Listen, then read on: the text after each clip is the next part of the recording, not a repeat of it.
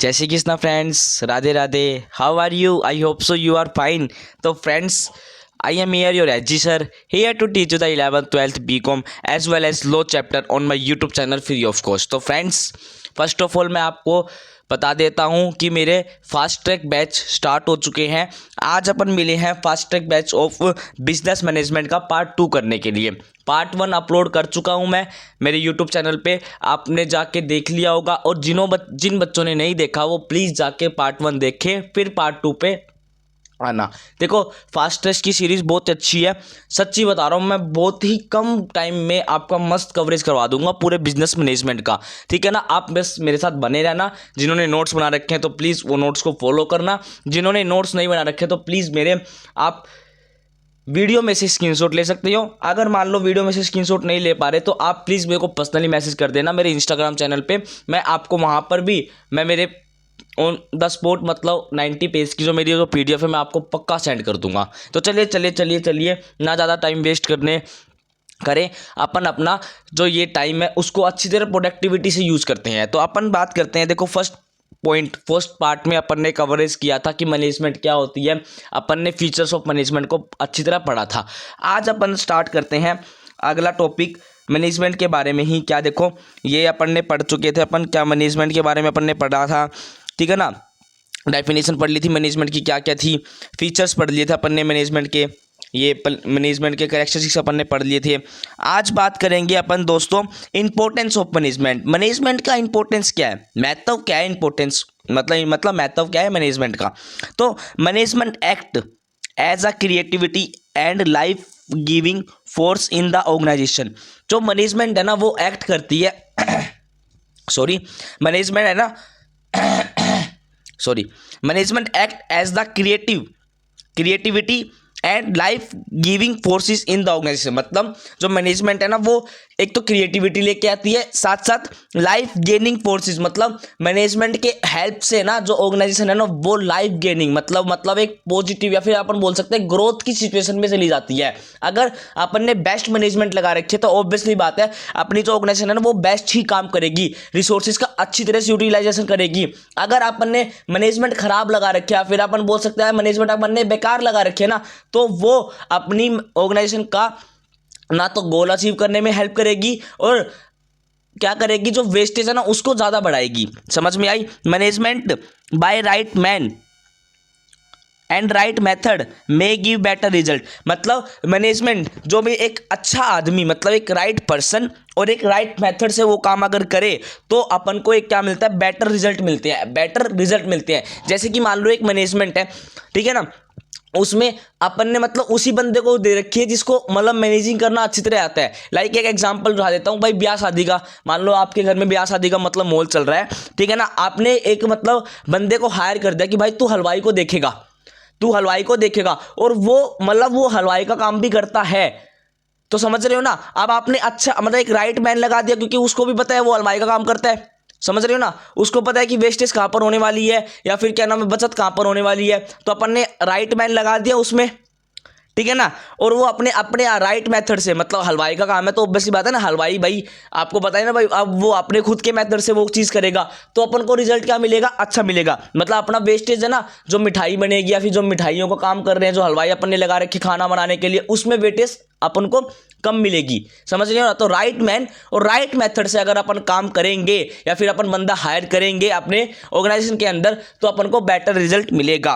It is properly said that business is built not by technical ability of specialist but largely by good manager who can effectively utilize human skills, energy, efficiency for transforming resources with heavy productivity. मतलब इसमें बताया गया कि ये ना ये business है ना वो बिल्ट है ना अपने आप नहीं होता, मतलब एक टेक्नोलॉजी से बिल्ट नहीं होता।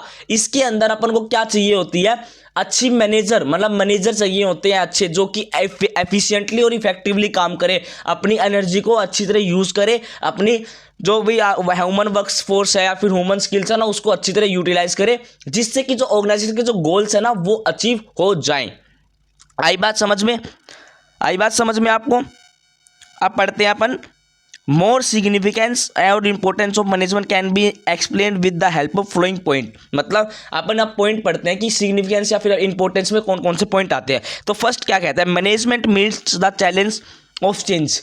मतलब मैनेजमेंट हेल्प करता है किसके अंदर, कोई भी चेंज आया ना उसको चैलेंज करने में, मतलब उसके साथ साथ काम करने में। मान लो कि आपको पता है, देखो एक एग्जांपल बताता हूं मैं आपको पता है कि है ना, आपका मान लो एक प्लास्टिक का मतलब बिजनेस है, प्लास्टिक की पॉलीथीन बना रही हो, ठीक है ना। आपने कोई बंदा हायर कर रखा है मार्केटिंग के लिए, ठीक है ना। उसको कोई एक न्यूज़ पता चलती है कि यार आगे जाके प्लास्टिक की जो क्या नाम है, जो आप बना रहे हो ना प्लास्टिक की पन्नियाँ ना, वो बंद होने वाली है। उसने क्या किया, उसने ना जाके अपने जो मैनेजर है ना उसको बताया, मतलब जैसे कि मान लो आपने, उसने अपने मैनेजर को बताया, मैनेजर ने मतलब सीईओ को बताया। तो उन्होंने क्या किया, उन्होंने एक स्टेप ले लिया कि अपन है ना प्लास्टिक की जो थैली बेचते थे ना, उससे अलावा मतलब उसको रोक के अपन है जूट के बैग बनाने स्टार्ट कर देते हैं। देखो अब आपको मान लो भाई ये पता था कि गवर्नमेंट अभी ये पॉलिसी चेंज करने वाली है प्लास्टिक के लिए, उनको पहले पता चल गया, तो उन्होंने अपनी मैनेजमेंट की हेल्प से क्या करा, अपना धंधा ही पलट दिया।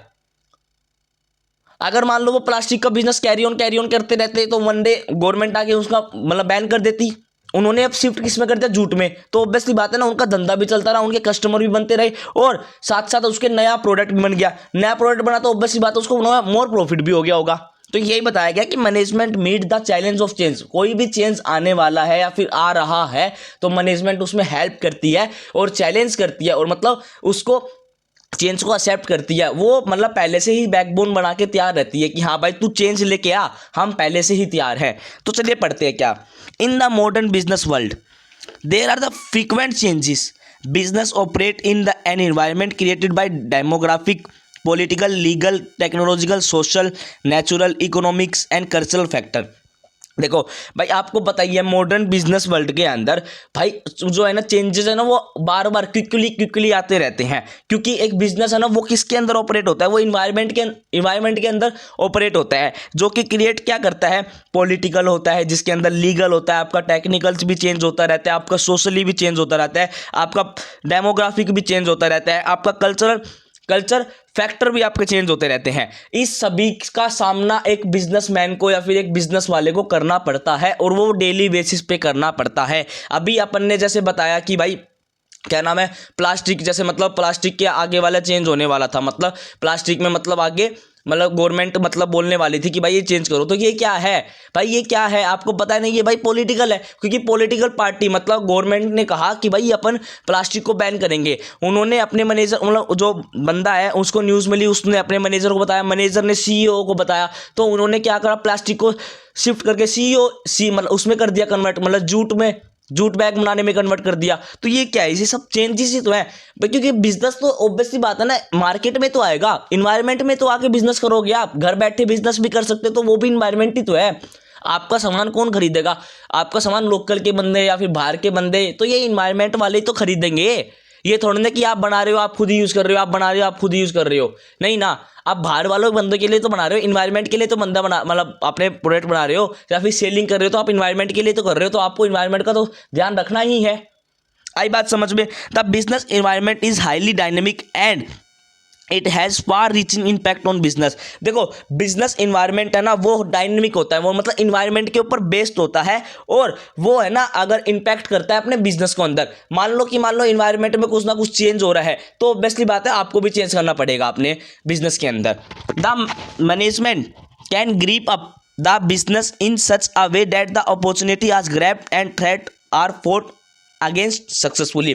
मतलब जो मैनेजमेंट है ना अपन को वैसी मैनेजमेंट लगानी पड़ेगी जिसके अंदर जो अपॉर्चुनिटी है ना वो ग्रैप्ड होता है, और थ्रेट्स होते हैं ना वो फॉरगेट हो जाए, मतलब फोर्ट हो जाए, और अपन को अपनी जो मैनेजमेंट लगाई है, जो बिजनेस अपन कर रहे हैं ना वो सक्सेसफुली अपना रन करता रहे। तो उस टाइप की मैनेजमेंट अपन को अपनी बिजनेस के अंदर लगानी ही पड़ेगी। सेकंड पॉइंट क्या बोलता है, सेकंड पॉइंट बोलता है accomplished of various interest of different group. There are the various groups such as shareholder society which have various interest in the business. ठीक है, देखो आपको बताइए, एक बात बता देता हूं मैं सच्ची में, आपका बिजनेस अगर आपका बिजनेस अच्छा चल रहा है ना, तो ऑब्वियसली बात है आपके जितने भी आसपास होंगे ना उनका भी बिजनेस अच्छा चलेगा। सर समझ में नहीं आया, आप बताओ। देखो मान लो कि मैंने एक इंस्टीट्यूट बाहर ज्वाइन कर लिया, मतलब एक मान लो मैंने मेरे एक इंस्टीट्यूट खोल लिया, ठीक है ना। बाहर किसी बंदे की मतलब एक स्टेशनरी शॉप थी, ऑब्वियसली बात है उसका स्टेशनरी का धंधा चलेगा, क्योंकि भाई मान लो मेरे पास, मैंने मेरा इंस्टीट्यूट ओपन किया, मेरे पास 1000 बच्चे आने लग गए। 1000 बच्चों में से रोज के नहीं तो मतलब महीनों में, मतलब महीनों के बारे में मतलब कम से कम 100 बच्चे उसके पास से स्टेशनरी लेने लग गए, रफ नोटबुक लेने लग गए, पेन लेने लग गए, पेंसिल लेने लग गए, कोई कोई तो बुक भी लेने लग गया, कोई कोई सारा स्टेशनरी का मटेरियल वहां से लेने लग गया, किसी के पास पेन खत्म हो गया वो पेन जाके लेने पड़ गया। तो ये क्या है, ये अपना क्या है, शेयर होल्डर है। मतलब भाई मेरा बिजनेस चल रहा है, साथ साथ मेरे साथ वाले का भी बिजनेस चल रहा है, मेरे साथ इन द सेंस कि मतलब मेरे आसपास जितनी भी दुकानें ना उनका भी चल रहा है। एक और एग्जांपल बता देता हूं। मान लो मैंने मेरा इंस्टीट्यूट खोल लिया, ठीक है ना, उसके बाहर किसी ने fast food, chips, Kurkure, cold drink उनकी मतलब दुकान कर ली, उनकी दुकान कर ली। आपको पता है भाई ऑब्वियसली बात है उनकी दुकान चलने वाली है, क्योंकि सभी को भूख लगती है। भाई मेरे पास 1000 बच्चे आ रहे तो कम से कम 10 बच्चे तो वहां पर जाके चीज लेंगे, वहां पर जाके कुछ ना कुछ सामान तो लेंगे, तो उनका भी काम चल रहा है। तो आपको पता ही है ना कि भाई ये सारे के ना डिफरेंट डिफरेंट मतलब ग्रुप होते हैं। अगर आपका बिजनेस अच्छा चल रहा है ना, तो ऑब्वियसली बात है आपके पास में जो भी बंदे हैं, जो भी बंदे जो काम कर रहे हैं ना, उनसे रिलेटेड उनका भी धंधा अच्छी तरह चलेगा। The survival of business depend on the satisfaction of this stake holder. और अगर अपन बोल सकते हैं कि भाई जो अपना जो सर्वाइवल है ना बिजनेस का, वो डिपेंड किस पे करेगा, कि जो सामने वाला जो मतलब मेरा स्टेक होल्डर है ना, है वो भी प्रॉफिट कमा रहा है जब भी। हाँ, जब वो मतलब अपने अपन बोल सकते हैं कि हाँ भाई मेरा जो धंधा है ना वो बढ़िया चल रहा है। समझ रहे हो ना।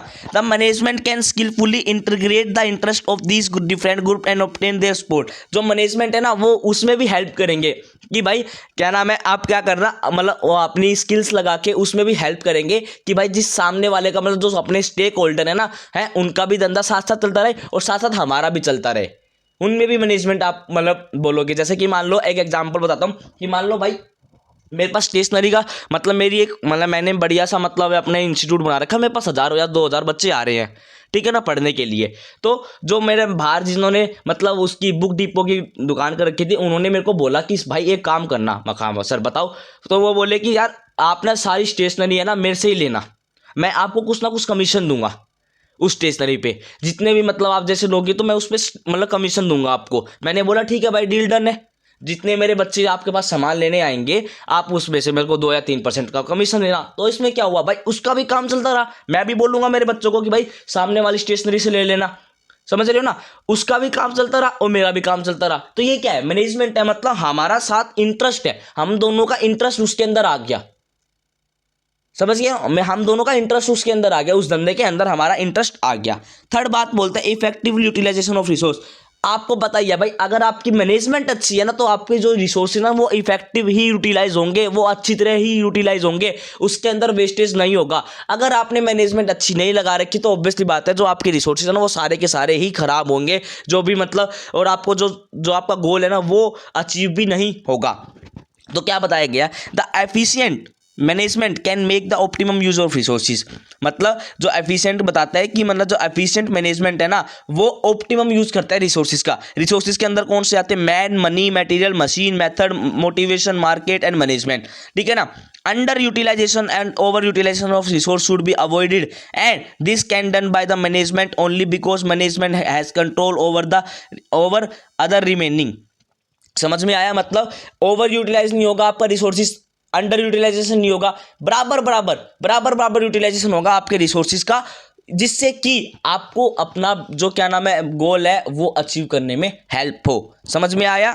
Third point. फोर्थ पॉइंट क्या बोलता है, stability to society. There is no smooth supply of goods and service to the society. मतलब there is no smooth supply of goods to the society become vibrant.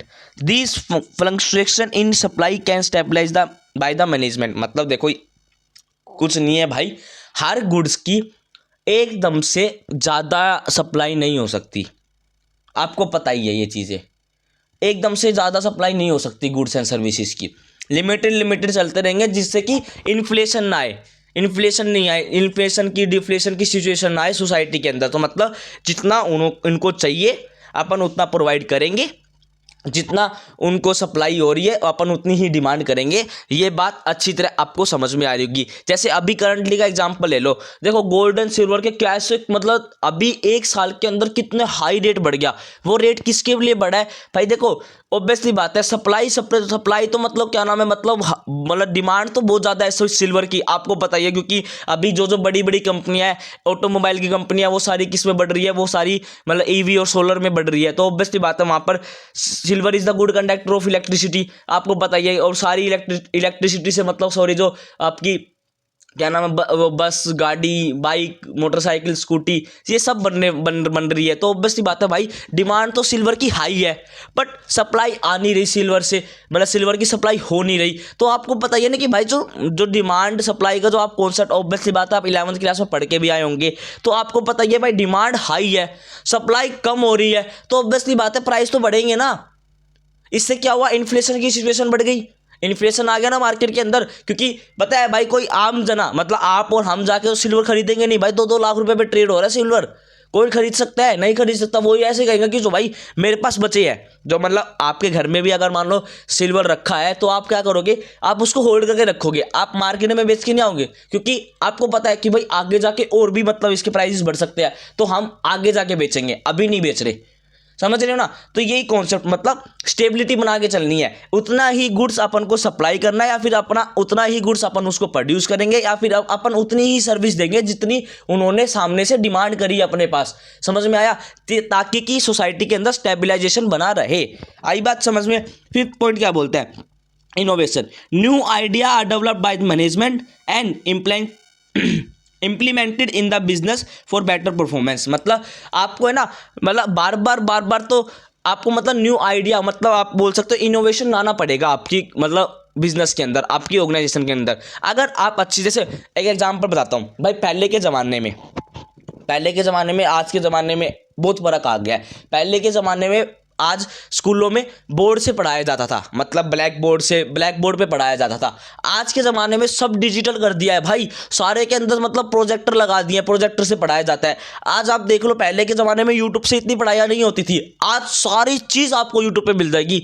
अगर कोई बच्चा है जिसके पास financial condition भी अच्छी नहीं है ना, वो भी यूट्यूब से आप IAS की, UPSC की सबकी तैयारी कर सकते हो बिना रुपए के, फ्री ऑफ कॉस्ट। क्योंकि भाई डिजिटल ज़माना है ना। पहले के आप देख सकते हो, ऑब्वियसली बात है, छोटा कीपैड का फोन होता था, आज सबके पास टच का फोन, 2-3 लाख 4-5 लाख रुपए के फोन आते हैं भाई। क्या ये टेक्नोलॉजी तो है, आपको ये पता ही है ना भाई।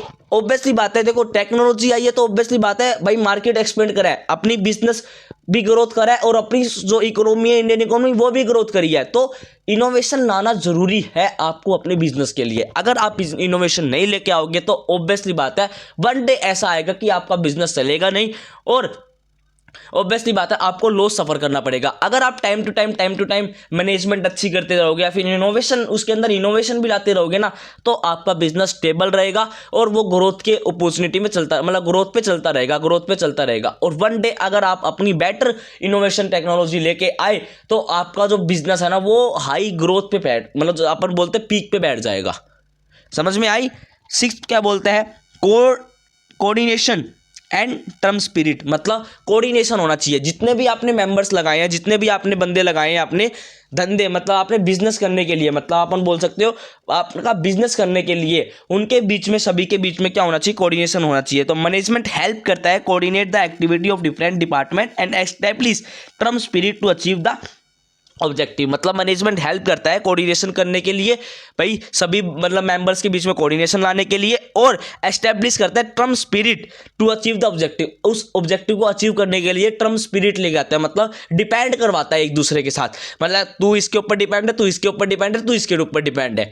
समझ में आया? ताकि मतलब उनके बीच में कोऑर्डिनेशन बनता रहे। मतलब भाई उनको पता है ना कि सामने वाला, मतलब जैसे अपन को, आप एक छोटा सा एग्जाम्पल बताता हूँ। जैसे कि मान लो आप 3-4 दोस्त हो, आप सभी का रोल नंबर मतलब एक साथ ही आ गया, मतलब पेपर में, समझना।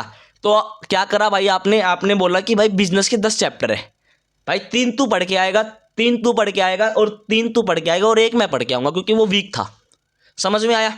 तो क्या किया भाई, पेपर आ गया भाई, आप सभी के रोल नंबर एक साथ लाइन पे है। अब देखो एक छोटी सी बात बताता हूँ, अब आप सारे जो जितने 4 बच्चे हो, मतलब आप 4 दोस्त हो, चारों एक दूसरे पे डिपेंड हो। मान लो पहले 3 चैप्टर वो फर्स्ट वाला करके आया, लास्ट सेकंड मतलब और 3 चैप्टर वो सेकंड नंबर वाला करके आया, 3 चैप्टर थर्ड नंबर वाला करके आया, और लास्ट चैप्टर फोर्थ नंबर वाला करके आया। तो आप अब क्या करोगे, डिपेंड हो गए ना भाई। मान लो क्वेश्चन आया पहले मतलब क्वेश्चन कोई सा भी आया, तो आपने देखा कि भाई ये तो फर्स्ट चैप्टर का है, तो आपने पहले वाले को जो मतलब सबसे फर्स्ट नंबर बैठा भाई उसको बोला, ओए भाई बता। तो आप सारे डिपेंड हो गए, समझ रहे हो ना। तो ऐसे ही मतलब काम डिवाइड कर दिया, काम बांट दिया कि भाई तू इसके ऊपर डिपेंड होगा, ये इसके ऊपर डिपेंड होगा, ये इसके ऊपर डिपेंड होगा। उसको अपन बोलते हैं टीम स्पिरिट, ठीक है ना, काम को सेपरेट करना। ओके, आई बात समझ में। 7th पॉइंट क्या बोलते हैं, 7th पॉइंट क्या बोलते हैं, social responsibility. No organisation can run its function in isolation from society. अगर मान लो किसी भी ऑर्गेनाइजेशन ने सोसाइटी की हेल्प नहीं करी ना, तो ऑब्वियसली बात है सोसाइटी भी उसकी हेल्प नहीं करेगा। समझ में नहीं आया क्या बोल गए, मतलब देखो कोई भी ऑर्गेनाइजेशन है, आप कोई भी लेके चलो, अगर आपने सोसाइटी की नहीं सुनी ना, तो ऑब्वियसली बात है सोसाइटी आपकी नहीं सुनेगी। मतलब जो चीज़ सोसाइटी ने आपको आपसे मांगी है, आपको वो ही प्रोवाइड करनी पड़ेगी। आप अपनी मर्जी से कुछ नहीं चीज़ प्रोवाइड कर सकते। जो सोसाइटी ने डिमांड करी है, आपको वो ही सप्लाई करनी पड़ेगी। समझ में आ गई। जब भी आपका बिजनेस अच्छी तरह रन करेगा, the number of responsibility have to discharge from the upliftment of the society. The management play an important role in discharging the responsibility towards society. मतलब मैनेजमेंट हेल्प करता है, या फिर मैनेजमेंट है ना एक इंपॉर्टेंट रोल प्ले करता है सोसाइटी के लिए, मतलब सोशल रिस्पॉन्सिबिलिटी के लिए। आई बात समझ में। जैसे कि मान लो, देखिए एग्जांपल लेता हूँ, टाटा। भाई टाटा ने स्कूल बनवा रखे हैं, टाटा ट्रस्ट खोल रखा है गरीब बच्चों के लिए, मतलब इतना ज़्यादा कर रखा है। भाई वो कमाता भी था और साथ साथ सोसाइटी के लिए भी करता था। जब भी आज पूरे वर्ल्ड में उसको पूछा मतलब बोला जाता है रतन टाटा, रतन टाटा। समझ रहे हो क्यों? क्योंकि भाई उसने सोसाइटी की भी हेल्प करी है, उसने सोसाइटी भी की भी हेल्प करी है। मजाक की बात नहीं है भाई, वो एक ऐसा लोता बंदा है। एक बार तो अपन को ताजमहल मतलब ताज वाले होटल में रोक देंगे, पर कोई भी स्ट्रीट डॉग होगा ना, उनको नहीं रोक सकते। कौन? ताज वाला, ताज होटल वाला। क्योंकि वो भाई रतन टाटा, मतलब भाई उन्होंने सोसाइटी की भी हेल्प करी, उन्होंने गरीब बच्चों की भी हेल्प करी है, उन्होंने बहुत हेल्प करी है भाई। समझ रहे हो ना। तो आप अगर मान लो, ऑब्वियसली बात है सोसाइटी की अगर आप भी हेल्प करोगे, तो ऑब्वियसली बात है सोसाइटी आपकी भी हेल्प करेगी यार। समझ में आया।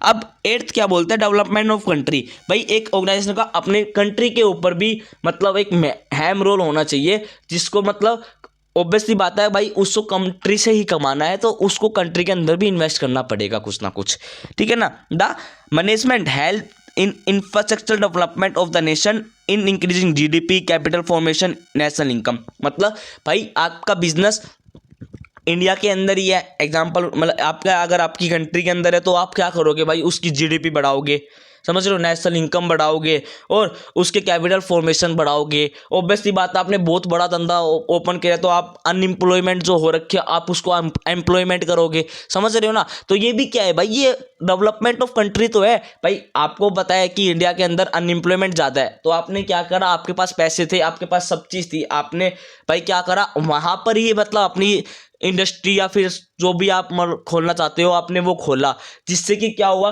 कम से कम 2, 3, 5, 10 हज़ार बंदों को अपना रोजगार मिला। तो इससे क्या हुआ, अनएम्प्लॉयमेंट ही तो कम हुई, कंट्री को तो बेनिफिट मिला ना कि भाई हाँ मतलब 10,000 बंदों को रोजगार मिल गया।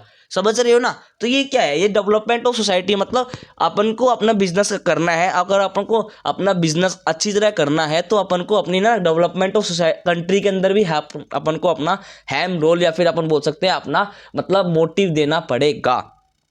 आई बात समझ में? आ गई बात समझ में? आई थिंक सो आपको ये इंपॉर्टेंस तो अच्छी तरह समझ में आ गई होगी। अब बढ़ते हैं अपन next, function of management. Function of management, ये फंक्शन ऑफ मैनेजमेंट क्या होता है, देखो मैं समझाता हूँ फंक्शन ऑफ मैनेजमेंट आपको अच्छी तरह से। जस्ट अ मिनट, हाँ 1 मिनट रुकना। फंक्शन ऑफ मैनेजमेंट सुनो। फर्स्ट ऑफ ऑल 1 मिनट, हाँ पोस्ट डीसी, एक एग्जांपल से समझना क्या होता है। मतलब ये फर्स्ट प्लानिंग, नाम से ही समझ में आ रहा है क्या, प्लान करना। फिर ऑर्गेनाइजिंग करना, ऑर्गेनाइज, स्टाफिंग मतलब स्टाफ को लगाना, डायरेक्टिंग उनको काम बांटना, and the last is controlling मतलब इन सभी एक्टिविटी को कंट्रोल करना। एक एग्जाम्पल से मैं आप सभी को इन सभी चीज़ों का बारे में बताता हूँ, मेरे आप बात अच्छी तरह समझना, ठीक है। देखो, I am here your H G sir, मैं आपका एच जी सर।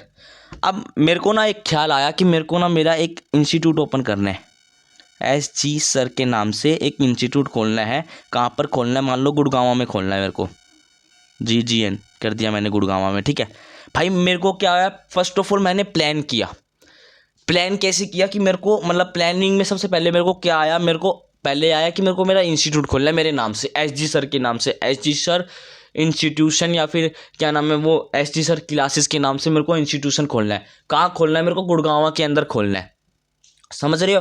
गुड़गांव के अंदर खोलना है मेरे को। अब मैंने क्या करा, सबसे पहले प्लान किया, तो पहले मेरे को क्या करना पड़ेगा, पहले भाई मेरे को जगह देखनी पड़ेगी गुड़गांव के अंदर कि यहाँ पर मेरा बिजनेस चल सकता है या नहीं चल सकता, यहाँ पर बच्चे आ सकते हैं या नहीं आ सकते। मेरे को ट्रांसपोर्ट देखना पड़ेगा कि यहाँ पर ट्रांसपोर्ट आता है या नहीं आता, मतलब जो मतलब और भी चीज़ें, मतलब यहाँ पर मतलब क्या नाम है, सर्वाइवल अच्छा है क्या, मतलब सर्वाइवल इन द सेंस कि मतलब भाई मैं पढ़ाऊँगा तो ऑब्वियस सी बात है मेरे को नॉइस नहीं चाहिए ना, भाई नॉइस नहीं है, मतलब नॉइस नहीं होनी चाहिए, मतलब ये भी देखूंगा। तो सब चीज़ मैंने देखा। सबसे पहले मैंने क्या करी, प्लानिंग करी। प्लानिंग क्या करी भाई, मेरे को SG सर इंस्टीट्यूट खोलना है गुड़गांव के अंदर। मेरी प्लानिंग खत्म हो गई। अब मैं क्या करूँगा, ऑर्गेनाइज करूँगा, मतलब अब जो मैंने प्लान मेरे माइंड में सोचा है, what to do, how to do, where to do and for whom to do, मतलब ये अपन ने सब चीज़ देख ली। अब मैं क्या करूँगा, ऑर्गेनाइज करूँगा, मतलब उसके लिए मतलब मैं कंसल्ट करूँगा या फिर मेरे घर फैमिली वालों से करूँगा या फिर मेरे दोस्तों से करूँगा कि भाई मैं यहाँ खोल रहा हूँ। तो मैंने क्या करा, फिर ऑर्गेनाइज कर लिया, मतलब उस चीज़ को, मतलब हाँ भाई ऑर्गेनाइज कर लिया, मतलब अपन बोल सकते हैं कि नींव रख दी उस चीज़ की, ऑर्गेनाइज कर लिया, मतलब ऑर्गेनाइजेशन, मतलब अब उसके ऑर्गेनाइजेशन मतलब उसके अंदर काम स्टार्ट कर दिया, ठीक है। अब मैंने काम स्टार्ट कर दिया, मेरी बिल्डिंग बढ़िया बन गई, मतलब अच्छी बन गई, दूर से भी दिख रही है भाई SG सर की बिल्डिंग। अब वाह भाई SG सर क्लासेस आ चुकी है भाई, मजे आ गए कॉमर्स के लिए भाई रे भाई, मजे आ गए, ठीक है। अब मैंने क्या करा, मैंने मेरा स्टाफ देखा, मतलब स्टाफ देखूंगा ना, अब भाई ऑब्वियस सी बात है पढ़ाना है मेरे को, तो पहले भाई मैं देखूंगा कि मेरे को टीचर लेके आने हैं, मतलब टीचर लेके आने इन द सेंस कि मतलब टीचर को मैं मतलब बुलाऊंगा, भाई मेरे इंस्टीट्यूट में आके आप पढ़ाओ, मतलब मैं उनको बोलूंगा, या फिर 3-4 टीचर आए कि भाई सर मैं पढ़ाना चाहता हूँ, मैं बोला ठीक है सर आपको भी मौका दिया जाएगा, प्लीज़ आप पक्के आओ, ठीक है ना। तो मैंने क्या करा, मेरा स्टाफ अपॉइंट कर दिए, तो क्या हो गया, स्टाफिंग हो गया, स्टाफिंग, ठीक है ना। अब डायरेक्टिंग कर दिया, मतलब डायरेक्टिंग क्या कर दिया भाई, जो मैंने स्टाफ को अपॉइंट किया ना, उनको डायरेक्शन दे दी कि भाई तेरा ये काम है, तेरा ये काम है, डायरेक्टिंग भी कर दिया। और मैं बैठ गया अपनी गद्दी पे भाई, मतलब ये मेरी गद्दी है, जैसे मैं बैठ गया यहाँ पर SG सर बन के, मैं अपने, अरे यार शिट, हाँ जैसे मतलब मैं यहाँ गद्दी पे बैठ गया, मतलब प्लानिंग हो चुका था अपनी, ऑर्गेनाइजिंग स्टाफिंग हो चुका था, डायरेक्टिंग हो चुका था। अब मैं जो मतलब मेरे जो स्टाफ को मैंने काम दिया मैं उसको देख रहा हूँ, तो मैंने ये क्या कर दिया, कंट्रोलिंग कर दिया। आई बात समझ में?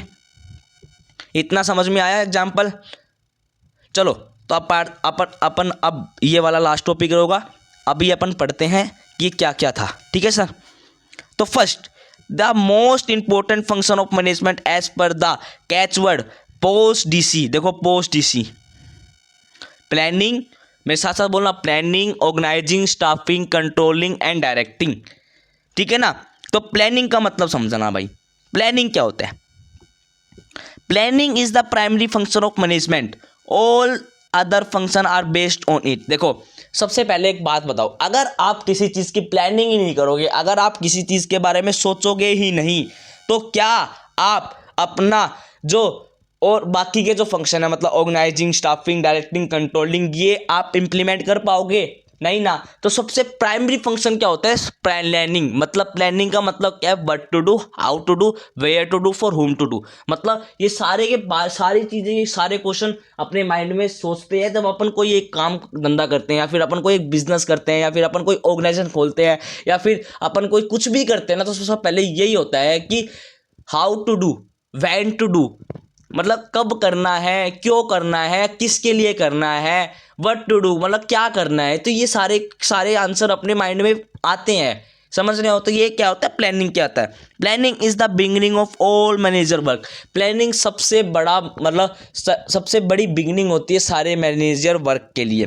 Planning determine the course of future action. Planning determine करता है फ्यूचर में क्या होने वाला है। मतलब फ्यूचर में जैसे मेरे को एच डी सर इंस्टीट्यूट खोलना है, एच डी सर क्लासेस खोलनी है, तो मैंने आज प्रेजेंट में सोचा ना, जब भी तो मैं फ्यूचर में करवाऊंगा। तो ये क्या है, प्लानिंग है। It serve as a compass and show the right direction that an organization should take action to attain its goal. मतलब भाई ये क्या है, ये कंपास की तरह होता है जो कि अपन को एक राइट डायरेक्शन बताता है, जिससे ऑर्गेनाइजेशन है ना अपने जो गोल्स है ना उसको अच्छी तरह अचीव कर सके। It is the blueprint of future action. ये एक ब्लूप्रिंट भी कहा जाता है किसका, फ्यूचर एक्शन का। Planning means deciding in advance what to do in future. In other word it is looking ahead. मतलब फ्यूचर के बारे में सोचना, फ्यूचर के बारे में सोचना, फ्यूचर में क्या हैपन होने वाला है वो आज करंटली सोच लो, उसको अपन क्या बोलते हैं, प्लानिंग बोलते हैं। Planning is perform generally at all the level. Her level पे प्लानिंग फॉलो करी जाती है, हर लेवल पे। आपके चाहे कोई सा भी आप डिपार्टमेंट में भी बोल सकते हो, हर एक डिपार्टमेंट में, but partly at a top level only. मतलब अपन बोल सकते हैं कि टॉप लेवल वाले बंदे ही प्लानिंग करते हैं सभी के लिए। It is an intellectual task. Intellectual task मतलब इंटेंजिबल, मतलब ये अपन को दिखती नहीं है, ये ऑब्वियसली बात है भाई, अपने माइंड सेट में रहती है, ठीक है ना। Which is carried out to be systematic scientifically, मतलब साइंटिफिकली कैरी करना रहता है। For every organisation the 4W formula. मतलब 4W फॉर्मूला क्या बोलता है, देखो, व्हाट टू डू, हाँ मैंने बताया ना, planning is mean what to do, why to do, for by whom to do, where to do. मतलब क्या करना है, क्यों करना है, फॉर किसके लिए करना है और कहाँ करना है। ये सारे के सारे क्वेश्चन तो आपके ऑब्वियसली बात है माइंड में आते ही होंगे। आपने सोच लिया कि भाई मेरे को है ना एक बिजनेस खोलना है, सबसे पहला क्वेश्चन आएगा व्हाट टू डू, क्या करना है। आपने बोला कि बिजनेस करना है, कौन सा बिजनेस करना है, कैसा बिजनेस करना है। वाई टू डू, क्यों करना है business. By whom to do, किसके लिए करना है आपको मतलब बिजनेस। वेयर टू डू, कहाँ करोगे आप अपना बिजनेस। तो ये सारे क्वेश्चन तो आपको आपके माइंड में आएंगे ही आएंगे। आई बात समझ में। The maxim in management is the first plan of your work and the work your plan. मतलब ये बताएगा कि आपका सबसे पहला पार्ट क्या होता है, प्लानिंग डिसाइड करना। Before making a plan if the manager is following the 4W formula after getting the appropriate answer of this 4W planning will be scientific. मतलब वो प्लान बनाने से पहले अगर आप 4W मतलब where to do, what to do, why to do और मतलब फॉर होम टू डू, अगर आप इनके बारे में स्टडी कर लेते हो, इनके बारे में सोच लेते हो, तो आपको अपनी प्लानिंग अच्छी तरह मतलब एक अपन को बोलते हैं ना कि एक मतलब पॉजिटिव पॉइंट मिल जाएगा। आप अपनी प्लानिंग को इंप्लीमेंट कर सकते हो, आप अपनी प्लानिंग को कैरी ऑन कर सकते हो। The process is very important because all the function are following planning. मतलब सारे के सारे जितने भी आपके रेस्ट ऑफ द फंक्शन है वो सारे के सारे ही प्लानिंग को फॉलो करेंगे। अगर आपकी प्लानिंग ही खराब रही तो बाकी जो और भी सारे फंक्शन हैं वो सारे ही खराब रहेंगे ना। जैसे मैं आपको एक एग्जांपल बताता हूँ, देखो भाई आज के टाइम आपने एक फ़ोन का नाम सुना होगा, मोटरोला आपने सुना होगा, या फिर लेनोवो फ़ोन आपने सुना होगा। हाँ लेनोवो मोटरोला, मतलब मोटरोला तो अभी रिसेंटली चलने लग गया, बट लेनोवो फ़ोन आपने सुना होगा। देखो Lenovo first of all laptop बनाने की कंपनी है। उन्होंने क्या करा, उन्होंने मतलब प्लान किया, उन्होंने सोचा कि है ना लैपटॉप तो अपने अच्छे बिक रहे हैं, क्या अपन क्या नाम है उसमें इसमें स्मार्टफोन में भी आ जाए। उन्होंने ट्राई किया, उन्होंने प्लान किया, बट उनकी प्लानिंग गलत थी। इसलिए वो कंपनी, सच्ची बता रहा हूँ, वो कंपनी ज़्यादा दिन नहीं, ओनली बस मात्र 4 महीने इंडिया के अंदर टिकी थी बस। मतलब 4 महीने ही टिक पाई वो कंपनी। सभी ने मतलब रिजेक्ट मार दिए उसके फ़ोन, उनके फ़ोन ही नहीं खरीदे गए। हाँ उनके लैपटॉप बिकते हैं, अच्छे बिकते हैं, आज भी बिकते हैं, क्योंकि वो कंपनी की प्लानिंग ही खराब थी ना भाई। स्मार्टफोन बनाने में उनकी प्लानिंग खराब थी। तो ऑब्वियसली बात है, अगर आपकी प्लानिंग ही खराब होगी तो उस बाकी के सारे फंक्शन भी खराब होते जाएंगे। आई बात समझ में आपको, ठीक है ना। तो planning should be authentic information and significant this then only you will proceed toward success and can achieve it definitely.